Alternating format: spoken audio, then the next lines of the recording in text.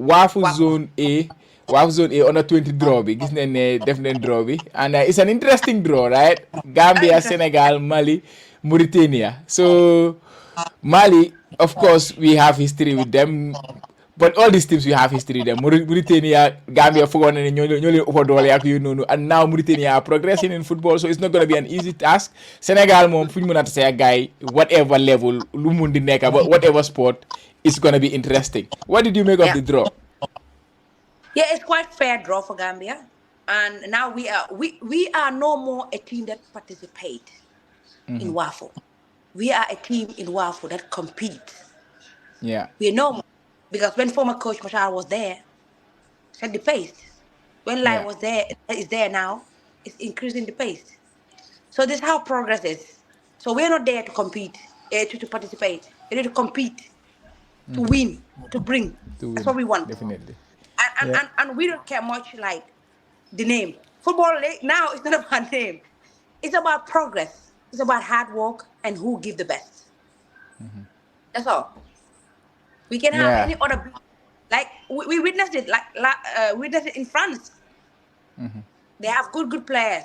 But what happened? They didn't progress in the finals. The team Definitely. that they brought together like Spain. They brought their young players together. They regrouped them for many years. Even women's football, Spain. That's what happened. They won the Yeah. World Cup. They regrouped. They won Everybody the was World thinking Cup. America, oh Brazil, oh Australia, oh no. They regroup and structure themselves like Mutene, what they're doing. It's a long-term process. They were having a long time because before they were struggling with structuring themselves. But now look at now. They structured themselves and then they said, now we're ready to compete. So this is Yeah. the, this is Yeah. this this is the of it, and this is what we Gambia would like to say. Okay, now there is no like Senegal, Mali, no. Gambia is not a small team in WAFU. People have to understand that. Gambia is no Absolutely. more underdogs. We are not a small team. We took trophies in WAFU, so we are not underdogs. We are there as champions. We are there as medalists. That's it. So we went up to Yeah. World Cup, we went to AFCON final. So we are not there to be small. Now Mauritania and Mali will be looking at us and say, oh, and Senegal, these people are the people that we also have to have the fear. So it's like we and Senegal, I can say we have the 50-50 mental, like, Senegal. So what has to work between us is the tactics. Is the players ready to go? Is the mindset that has to change for the players? It's how the support that the federation will give and how the impact that the coach will put in his players. So this where the games will play. And now the tactical approach of the game and the preparation. Finished. But when it comes The to the prepare. psychological side, say we are playing against those people, no way. There is no fairness in WAFU. WAFU, we are champions in WAFU. That's why I always post on my social media, WAFU is a WAFU. We also control Waffle. waffles. So yeah, so always a waffle. So we don't have to be scared with the draw. The draw is fair, it's nice. It will be very interesting to see how two coaches will play the tactical approach of the game. And this is the beauty of football. On the pitch, that's the tactical approach. That's what we have to read. That's all. Yeah, but yeah, speaking of Senegal, the fixtures we will play Mauritania first. That will be on 15th or 16th. The date is not set, and then on 18th or 19th we play Senegal, and then the final game we have is against Mali. Um, like you say, Gambia is always now competing in the WAFU competition. We were in the final. We are finalists last time against Senegal. We lost that one, and then we Even went to AFCON, the even AFCON, not only WAF, even yeah, AFCON. yeah. We went to the AFCON and then we played the same Senegal finals again and then we lost.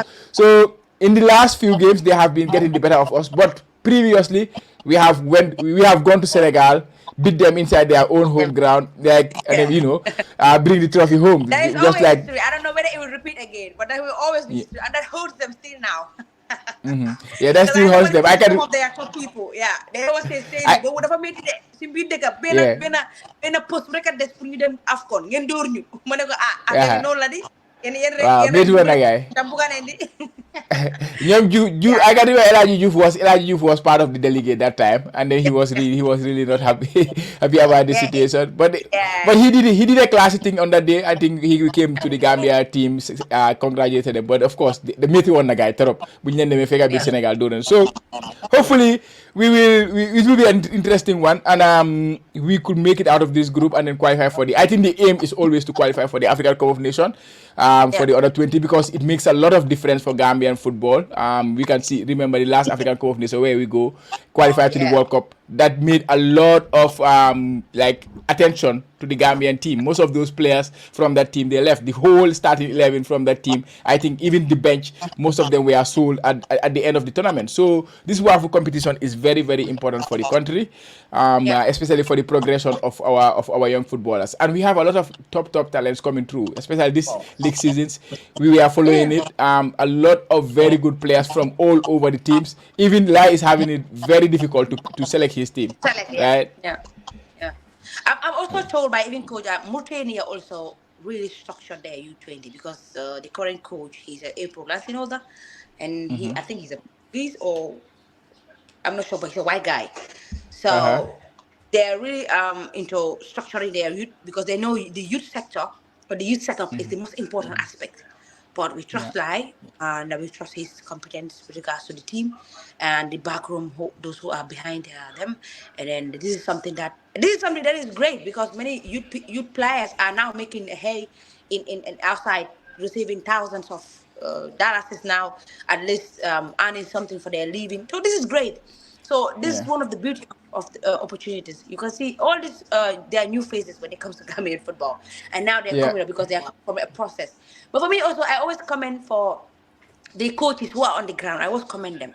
Despite whatever happened, they are the people who are always helping the coaches also because it's a process. For instance, now, okay, the young, the Mauritanian coach or the academic coach, despite how the level of the academies we have in Gambia, but they process these players starting from the scratch, from the raw product, and then try to graduate from Mauritania, and then some teams will see, and then they bring them in divisions, either first or second divisions or third divisions. Mauritania, third division, then from there to the second division to the first division or second division. The coach will select the best out of watching their games and then pick the rest that he thinks. Sometimes it might not be fair, but the coach feels like, okay, any person I select based on your competency of each component of the game. This is why I feel like I'm the one, because the way we are seeing the team and the way the coach seeing the team and the way fans see the team is totally quite different. So now this is the importance of where you can see the recruitment of having a technical team to say, okay, this is what we think is the best, and these are the best that we have to take to go to the tournament. Then from there, if that possibly happens, then you will see that they will have that product that they will process to the under 23 to the senior team. So this is how it processed, and then it's very important because under 20 is like in the middle of everything, because they are the waste they're the waste of the transition. Transition pass through them. So it's a very important in the young age group that we have, because some of the under 20 they can play directly to the national team. They can have that because under 20, 18, 19-year-old and then 20-year-old can play in the national team. Now football has no age. Okay, or no. Football had a look at your play in the top. Doesn't matter. As long as you perform better, and it helps you, because Cristiano Ronaldo, Lionel Messi, Kevin De Bruyne, Haaland, all of them play in their youth level and that's at their peak. You gotta wait till you go up to like 25, 26, and you said you're at your peak. The time you should be at your peak is starting from 18, 19, 20, 21. 22, 23, you start dropping because the strength, the ability, because you're growing, because the muscle also is getting old. That's how we are human beings. That's how we're structured now. Just like Messi and Ronaldo, they are not giving now the best. Now we are talking about Lamine Yamal. Because Lamine Yamal now have the structure of the body, have the mentality. We are talking about Yankuba Minte. Yankuba Minte now, anywhere he goes, he will score goals. We're talking about the difference of orders. So this is the difference of processing of things. So now the opportunity is now. That's why now the grassroots is very important for us to touch the grassroots and then make sure before they are 7, 8, 9, 10, 11, 12, 13, 14, 15, they should be ready to have the mentality of professionalism, how they have to be integrated in certain teams to play. So this is one of the importance also when it comes to the U20 national team. Yeah, U20 is very important, like you say. Like if you got a football team la, U20 mooy midfielder bi, mooy hard bi, because of mooy jëlee si suuf yóbbu si li dem si kaw. So it's very important category. So hopefully we will do it. Gis naa ne lies pick na 31 man squad. Gisaguma squad bi nag, checkuma squad bi in details because I foog ma ne JFF publish nañ ko yet. But 31 man squad la pick, and mu ngi doon wax challenge su mu dee face su gars yi deal with the other 20 because of players yu bari ngay génn di dem make moves and stuff like that. Come like some of them they have a contract in hand and they have no fire them xam nga si digi comme for example bu gars doon dem si All Africa Games si ku mel ni Lamin Silla Owens, he was already going for a trials and he was going to be a very important player for them. So it's a difficult challenge for them, but hopefully they will find a way and have the best squad for But Gambia and make it. I don't think it will be a difficult challenge in a sense that okay, this is why it's important. This is why it's important for you to have a group of players with different talents. For instance, if we have a midfield eight, we need to have a four best midfield eight. If one is not there, two have to replace. And if two don't have the competence or the ability that the one has, you need to improve it to be number one. So they had, if the two also is not good, then the number two also has to go to number three has to go to number two. So it's a process. That's why we have a Yeah. team and a reserve to support. Always there's someone who should start. So now the likes of, okay, Alai should be in a very comfortable position now because he will have the opportunity that many age group of the under 20 are outside. The likes of my team right now in AC Horsens, we have Omar Jaju. He got the strength. He got the tall, the height. He's got technical ability and he's scoring. He's playing. If he have a tomorrow a test game that he should play, and he's the starter of the youth, young Horsens here, and he's paid in contract with a lot of money. So you have the other people also like Sheriff signed not long ago also that midfield six player. He signed in I don't know Qatar or Sabi or something like that. But if Sheriff can help me with the name, the player also is there. We have the age. We have a player also who is playing in different leagues, starting with their progress of career. So he will have better options now to choose that team to be a great team. So sometimes it's difficult as a coach. I understand that bringing that people, the group of players to play. You might not select maybe the favorite that people want, but you as a coach, that's why I say you see differently to make sure you have to see how the team has to be structured, how the team has to go with the progress. But now, Gambia will be in a position where it will really help to make sure those players have to be involved. We might invite them because Liberia, two players, Liberia, they're under 20, like Samukai and Emmanuel Fali. Hopefully they will be invited. We have Benin player called Yamiru and Faridu also will be it's Yeah, Mohamed Mojata. Mohamed Jata. Mohamed Jata, Yeah. exactly. Mohamed Jata, yes. So that would be a very important thing also. It's great that if I can invite those players, bring them, because those players also give them the best exposure, best competition that also my people, it's good for them here also and it's good for them because they have the experience of trainings because the one we are having here in Gambia, the facilities we're having here in Gambia is different.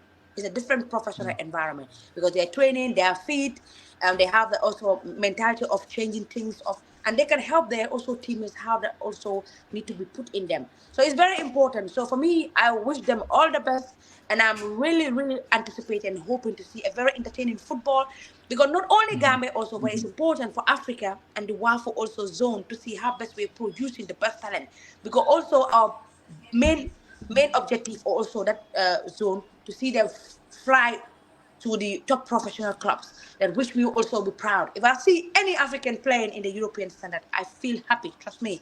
And one of the recent things that I feel happy, seeing Vincent Company coaching Bayern Munich as the first African, I can say a mixed race person African to descendant. handle Yeah. it.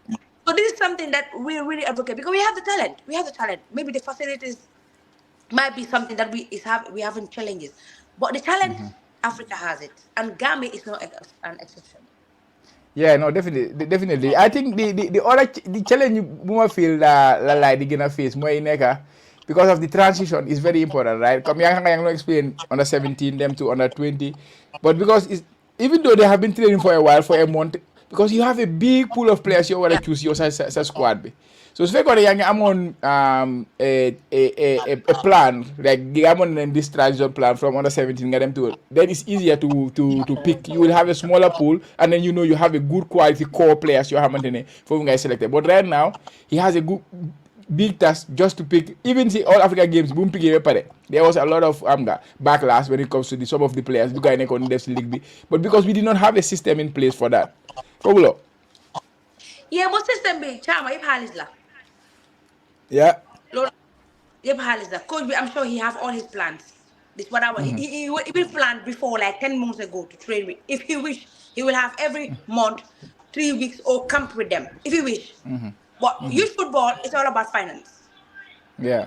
This is the It's challenge. expensive. This is the best challenge, most challenges that many African countries are facing when it comes to coaching. Training camps. They have to go to training camps. Here, the magazine even send on a 17, on a 13, on a 10, they go for training camps. See, all categories in training camp. The So it's senior different, get yeah. them, young horses them, Monica second team, on a 17 with them, on a 13 with them, on a 10 them. All went for a training camp.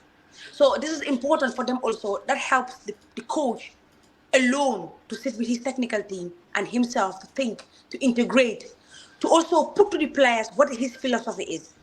How do I want you guys to play? How do I want you to behave? To interact with them, to stay with them, to know players, their attitudes, to know players, their behavior, to know who is ready for the task, who is not ready for the task. That's why the coach would drop players and say, this person might not ready for the task. So I have to drop the person. Not only, sometimes people always think coach they select based on technical reasons. No.